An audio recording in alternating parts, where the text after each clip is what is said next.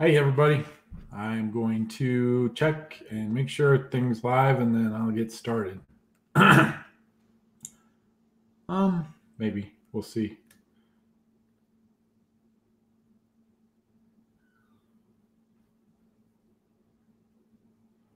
Oh, there we go. Things are good. It's working. Anyways, I wanted to stop and talk a little bit about the difference between cooperatives and cooperatives. So I think there's a little confusion when people are thinking about it. I'm a real pro cooperative. Um, so when I talk about cooperative, I talk about the experience that I've had working with a bunch of ranchers who work together to leverage their collective resources to bring a quality premium market uh, product to market. And the co-op is controlled by the ranchers. It's all the different jobs within the co-op. Well, not so much anymore, but for the first 30 years, it was all ranchers did the accounting, ranchers did the logistics, ranchers did the meat sales, and did the marketing. And we were in the stores to talk about our products. So very powerful. That's what we're trying to create again with the grass-fed co-op that we're in. And what I was doing this week, I was at that meeting for the Desert Mountain grass-fed beef, and that is the kind of co-op that I'm talking about. It's a cooperative of people working together. I think sometimes when people think of cooperatives in agriculture, they're thinking like in the Midwest, where the cooperative sells you gas, or it sells you food, or it sells this and that.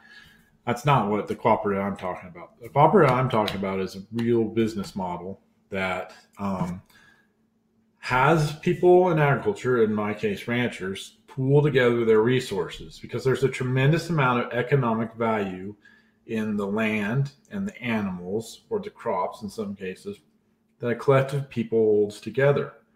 And it gives them more marketing leverage. So I think this is a crucial point. It's not every time that you add another layer of people onto it, say overhead or outside consultants, that kind of stuff, you are decreasing that amount of knowledge. So, what people in agriculture have to get over is the fact that they need this outside interference from people that are just going to take away from that um, RTR, or return to ranch, or RTF, or return to farm. What we want to do is focus on getting as much of that retail dollar back to the resource that creates the food. And every layer of people and complexity that you add to that supply chain, you are reducing the RTR back to the ranch. So that's just something for people to think about. Cooperatives can work, they're very difficult, but that sort of goes into my next thing. What I do in our particular cooperative sometimes is I facilitate the meetings because our cooperatives operate on a 100% consensus basis. That means that all the stakeholders, that's all the ranchers in this case, need to be on the same page about what they're going to do.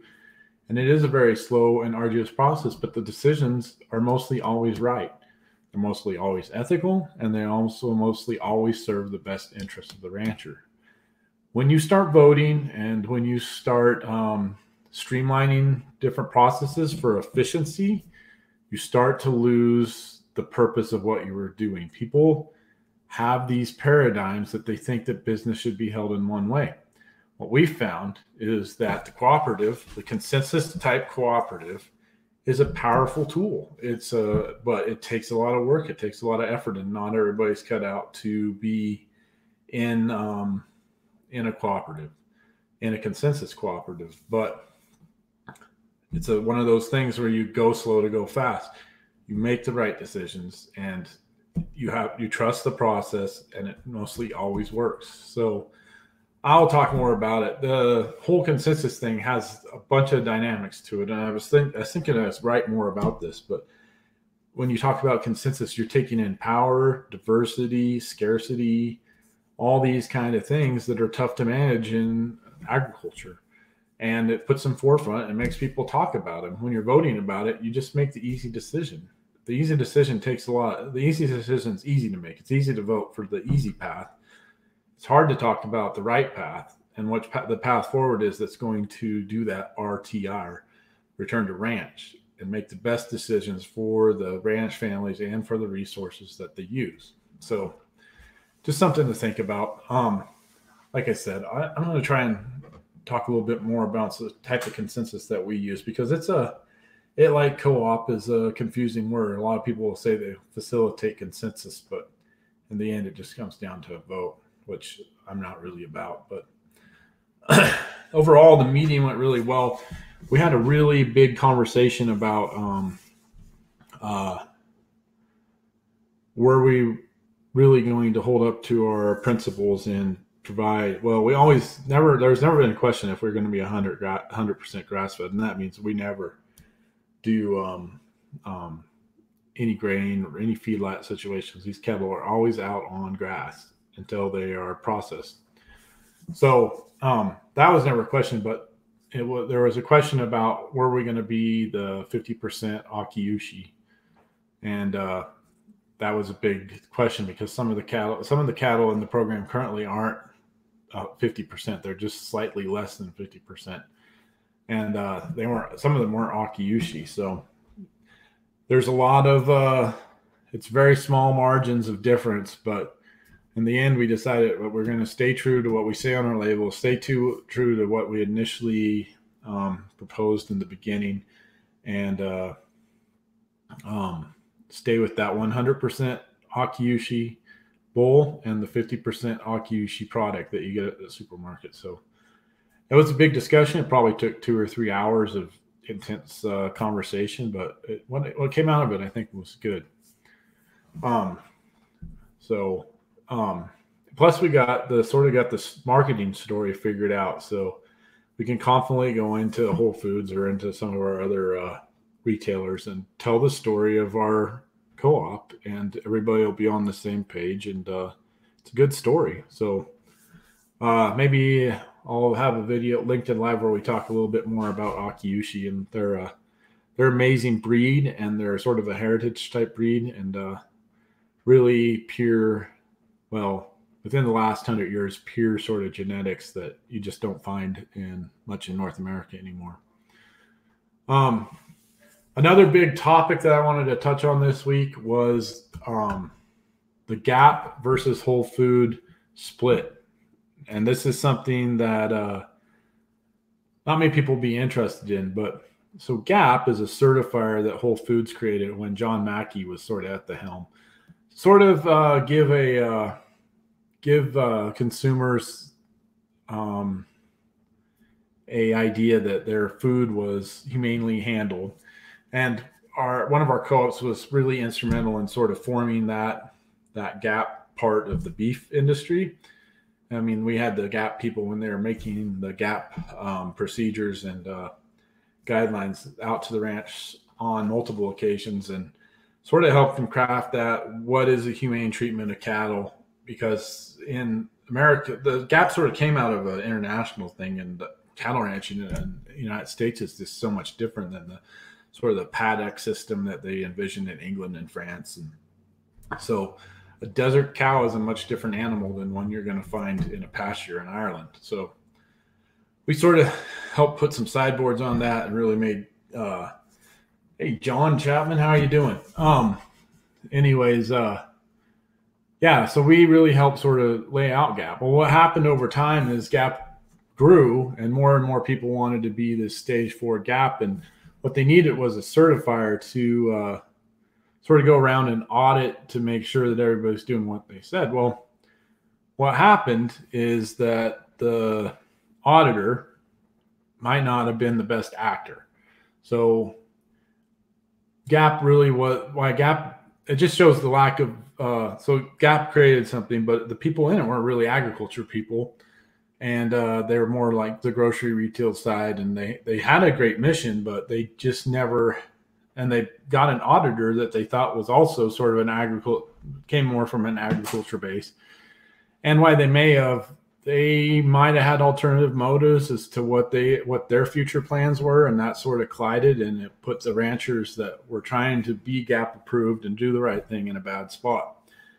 So I think last week they went a long ways to sort of correcting that action, and we have a new auditor. But that sort of brings me to the point about the certification fallacy. The certification fallacy is this. The certification is to prove that you're doing something right. But in proving that you're doing something right, you're also paying a tax, an entry, a premium to enter a premium market in which you're doing the correct thing. So my family was doing the right thing with our cattle long before GAP was ever around. And then GAP came along, and at first it was relatively low cost. So it sort of was a nice thing to differentiate ourselves. But as GAP grew successful, then more and more certifications came on, which was more and more barriers to the market. So this is the certification fallacy that I have in my head. Why, if I'm doing the right thing, am I paying more money to enter a market that should reward me for doing the right thing? As you add more and more certifications, you're decreasing my incentive to do the right thing, because basically you're eating away at my margins with the certificate. So really, I think how it should go, if you want the certification process to work, that certification should be burdened by the retailers that need it and the actors in the marketplace that the customers don't feel are acting right. So the guys that have the feedlot, there should be a bug on their product that says this product was raised in a feedlot, or this product was fed antibiotics. And the less bugs that your product have on it, the more pure it is. So the penalty should be paid by the people that are not acting in the way that the consumer and the marketplace want them to act. It shouldn't be placed the burden on the ones the people in the marketplace that they want to reward. I know it's a big idea, but if you think about it, to make people do the right thing, you have to make a penalty. You can't penalize the people that are already doing the right thing. That's not how markets work. So by creating a barrier of interest for the people that are doing the right thing, you're actually creating a disincentive for them to continue to do the right thing. So if the public in the United States and the retailers like the Whole Foods and stuff want to change the behavior of the marketplace, they need to make it more uncomfortable for the actors that they don't want, that they don't approve of their practices, to continue those practices and not charge the people that they want to encourage. So I hope as we work through this certification process, we start to give it a little bit more thought, because the certification process as it is just the cesspool of middlemen, third-party people that are just taking advantage of the rancher and just taking profits away from the people that are doing good. And they're narrowing the access to the marketplace. If you want people to act in the best behavior of society, charging them and creating barriers to market is not the answer to achieving that. So just something to think about. And then I wanted to share one last thing. I read this article written by somebody in the Cattlemen's Association about sustainability, and I agreed with most of his points. Sustainability has never been a good word, and this movement in regenerative agriculture is really where all the energy is. But a lot of the article had the tone that we know better and the public doesn't know what they want, and we'll just continue doing what we do because we're already doing the right thing. And I've heard this argument all my life. People pounding on the table saying, oh yeah, we're great stewards of the land, but there's no quantifiable evidence to say that they are. So what they do is, I think agriculture and especially ranching has been coasting on this white hat theory that, oh yeah, everybody sees the rancher in the United States as the good guy. Well, that's not the case anymore. So we have to have some quantifiable actions. We can't just shout from the rooftops that we're being sustainable or that we're regenerative. We have to go out and demonstrate that. And if you have a reluctance, like the cattlemen, to actually demonstrate, what you're doing is quantifiable, and that you're listening to you're getting nudged by the marketplace in the direction that they want to go, and you're not pushing back. I mean, these are the guys that sued Oprah. How out of touch is that? I mean, it was a long time ago, but they still carry those same tendencies. So rather than working against the marketplace, I think that we should be having this conversation as to how we'll work with the marketplace and get where we all want to get, instead of just assuming that the consumer is uninformed, because I can guarantee you that is not the case at all. The consumer is very informed, and they can see through the, how would you say it, the sleight of hand that the cattleman thinks they're very clever at pulling off, which in reality, it just makes them look more devious and more sort of out of line with what the conventional wisdom of the marketplace is. So I put a link to the article. You can check it out. I also added a link to a beautiful article that was written by a woman about the sort of the changing trends in agriculture and in the world in general, and the how we look at our economy and that kind of stuff, and what kind of role agriculture plays in it, because I also agree it plays a big role. Anyway, she picked 5 things out of this trait that directly out of this article that are directly turned back to agriculture, and I thought it was a sort of a good look at, there are people out there thinking big, and they realize that this transition and this swing in agriculture that we're trying to make is going to take a lot of cooperation, no shaming, but a lot of work to get where we need to work, and probably a lot of economical tweaks to the way that finance is done and that kind of stuff. But yeah, big ideas, and I like to get behind those. So anyways, in recap, we had a really great meeting. I'm very excited and hope to share more as we continue to grow. But I'm going to wrap it up and head to dinner. Probably going to have some nice grass-fed spaghetti. I don't know what I'm going to have, but I'm sure it's going to be grass-fed based in some way. But just sort of excited about the future. And man, I want to say, anybody that sees this, if you need any help from the sidelines, getting your co-op up and going, whether it's for beef or for farming or ranching or whatever, I'd be more than happy to talk to you on the phone and help you out in whatever way I can. So I'm pro getting as much return to the ranch, return to the farm as possible. I think that's just going to help heal everything faster. So if I can facilitate that anyway for you, please don't hesitate to reach out. And I enjoy the little chat this like live. I'm starting to really enjoy it, but I will talk to you later. Good night.